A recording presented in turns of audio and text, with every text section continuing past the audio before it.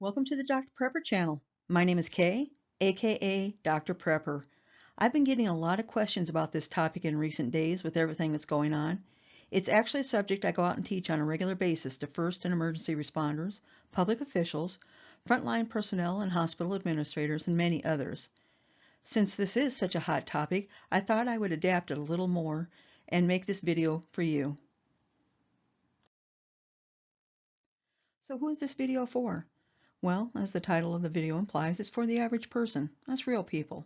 It can also be used to inform students and homeschoolers, first and emergency responders, the non-government organizations and our volunteer responders, and anyone else who is interested in learning a little bit more about the topic.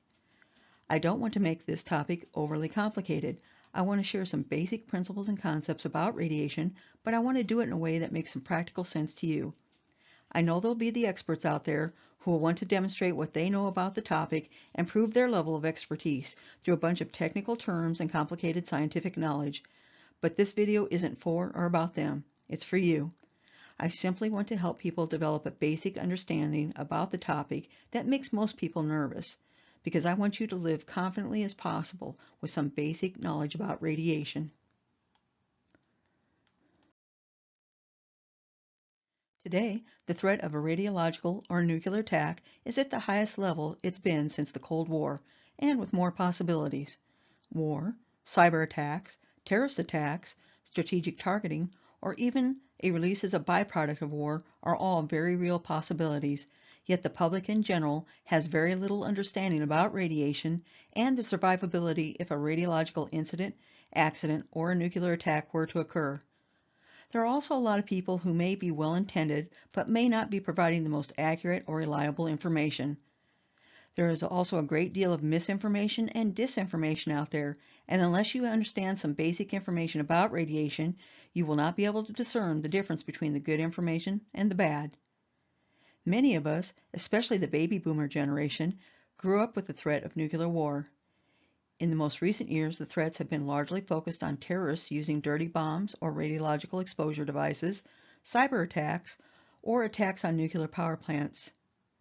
None of these radiological or nuclear threats are things we really want to think about, but it is very important that we should know some basic information. This video will introduce you some very basic radiological concepts and principles, and very basic but highly effective steps you can use to mitigate the hazards of a radiological event. Before we can figure out what we can do to protect ourselves from a radiological or nuclear hazard, we need to understand what radiation is. In short, radiation is simply energy from an unstable atom. I like to use a couple of examples that most people can relate to in order to understand how excess energy in an unstable atom applies to radiation. Think about your kids at Halloween. Every parent wants to limit the amount of sugar their kids consume that night. Why? Because all that sugar makes their children hyper, energized, unstable, full of excess energy. Their bodies just want to find ways to burn it off, and you just want to go to bed. Or let's think about this. We all know there are a lot of serious coffee drinkers out there. Let's say you just had a double espresso. What happens? You get the extra energy from the caffeine. It gives you the get up and go you wanted, but it may also make you a bit jittery. In either case, you begin to burn off the extra energy through your biology and activities. In both examples, the body simply has entered a state where it isn't stable, and it wants to burn off the extra energy to achieve stability. It is essentially the same thing for a radioactive atom. It simply wants to become stable, so it emits the extra energy to move itself towards stability. This graphic illustrates the two types of radiation. The first type of radiation is non-ionizing radiation, and it includes sources such as telephones and TVs, mobile phones, microwaves, radio frequencies, and power lines. The second type is ionizing radiation. These are the ones that we consider most hazardous, especially in terms of high doses over short periods of time, also called acute exposures. We'll talk more about that in another lesson. These include X-rays and gamma emitters from radiological sources.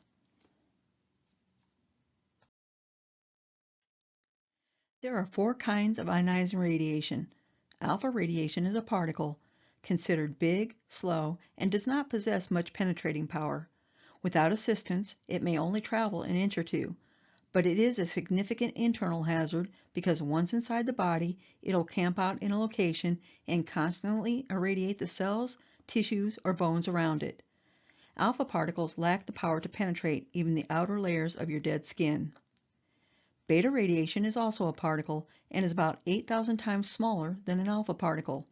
It can penetrate the outer layers of your skin and can result in what looks like a sunburn on the skin. It can travel several inches to a couple feet without assistance.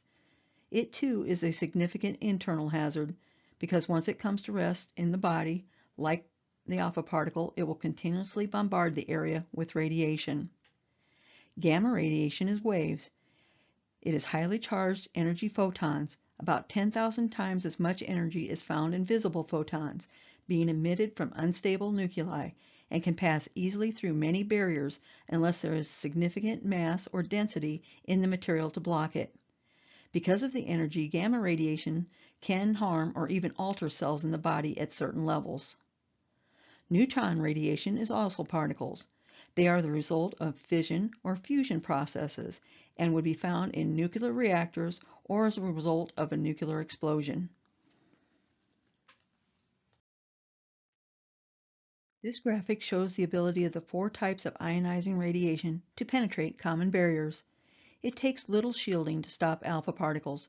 Your clothing, skin, band-aids, masks, and protective eyewear are sufficient to stop alpha particles from entering your body. Beta particles are smaller and possess more penetrating power, although the denser materials such as the plastic on the firefighter's SCBA mask and outer layers of skin and clothing will stop the particles. Gamma waves are more challenging.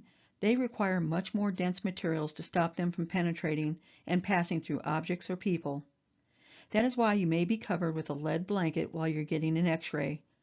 Thick concrete may be used to construct critical infrastructure to help shield systems and operations from gamma waves.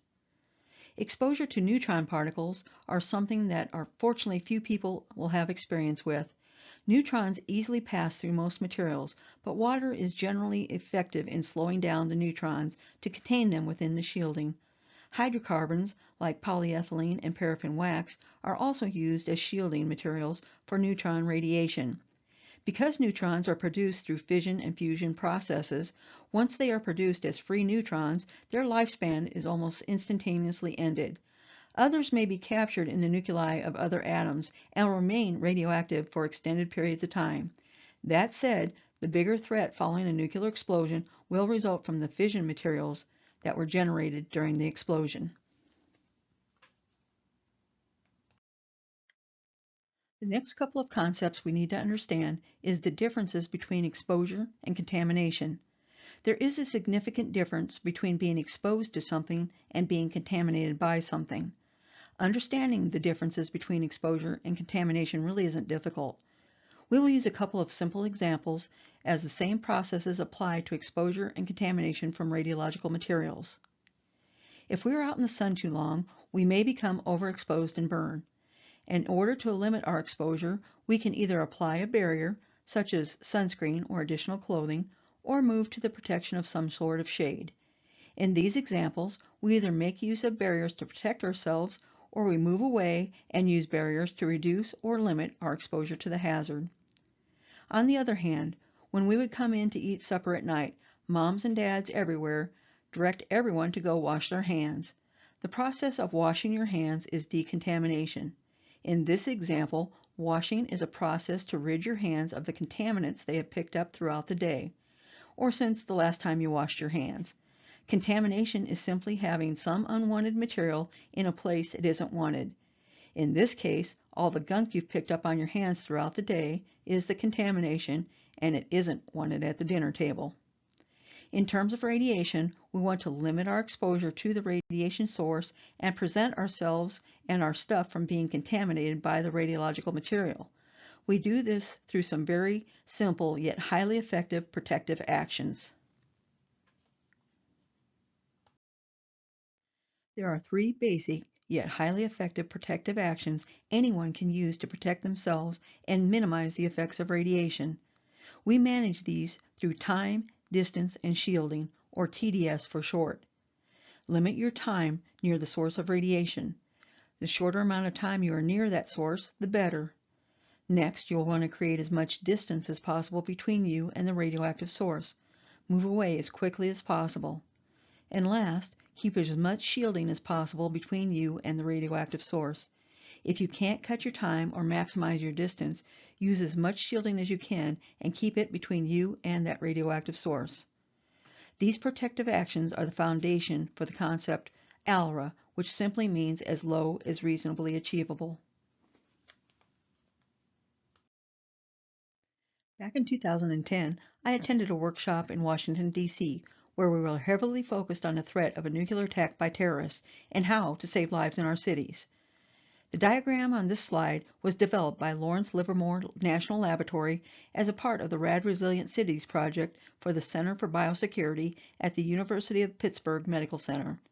It's a great reference tool that can be used to quickly assess the viability of different structures and places within those structures to serve as an emergency shelter against radiation from a nuclear attack. If there were a nuclear attack, one method that should be immediately implemented is to shelter in place. You want to select a location in your residence that provides as many thick barriers as possible between you and the outside. One thing you can do in preparation is to cut and label sheets of heavy plastic that will cover areas where air can get into your dwelling, as seen in this illustration from FEMA.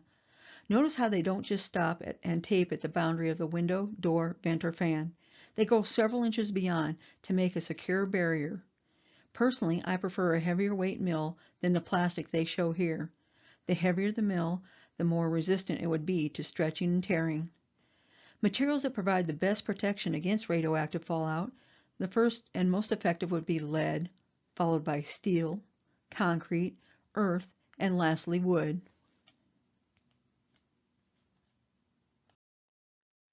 Now we can take what we've learned about the basic principles and concepts about radiation and use it to protect ourselves and any preps you may have. Remember to limit your time near the radiation source. Increase your distance and simply get away from that source as soon as possible. You can shield yourself and any preparations you have by covering them or putting them into containers that will prevent them from becoming contaminated. While that covering will shield them from contamination, it would take heavy, dense material to stop gamma waves from penetrating them. In that situation, they have been ionized, but they have not become contaminated. Your understanding of these principles and concepts as they relate to the basics of radiation will be of tremendous value to you should you ever encounter a radiological emergency.